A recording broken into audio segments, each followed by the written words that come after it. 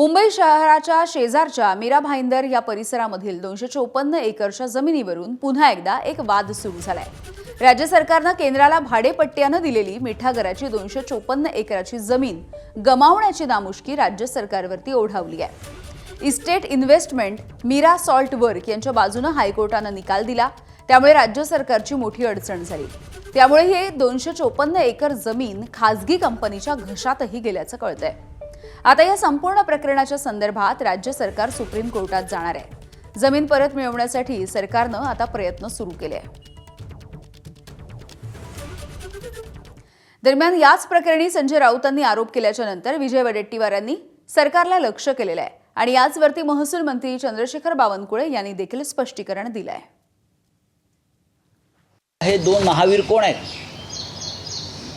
ज्यांना 254 एकर जमीन न्यायालयाच्या माध्यमातून अंदण देण्यात आलेली आहे। अंदण आम्हाला साधं 10 फुटाचं कोणी घर देत नाही गरीबाला। इथे इस्टेट कंपन्यांना दिली जाते, तो पण न्यायालयामध्ये महाराष्ट्र शासनाचा पराभव होतो। या खटल्यामध्ये हा पराभव जाणून बाजून स्वीकारला आहे। जिल्हाधिकाऱ्यांच्या अध्यक्षतेखाली एका समितीने सर्व अभ्यास करून ही जागा राज्य सरकारच्या मालकीची ठरवली होती।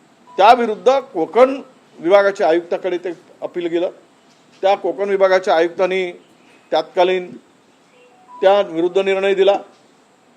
निर्णय दिल्यानंतर ते पुन्हा प्रकरण राज्य सरकारने लावून धरायला पाहिजे होतं। राज्य सरकारने लावून धरलं नाही आणि वेळकाढूपणा या सगळ्या प्रकरणामुळे झाल्यामुळे आज ही जमीन राज्य सरकारच्या हातून जाते आहे आणि प्रचंड नुकसान या सरकारचं होतं आहे असं माझं मत आहे।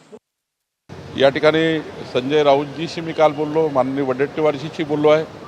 त्यामुळं आम्ही सर्व मिळून शेवटी ही जमीन काही आत्ता बावनकुळेंच्या काळात किंवा देवेंद्र फडणवीसजीच्या सरकारच्या काळात ही काही त्यांना अलॉट केली नाही आहे। 999 वर्षाची लीज आहे।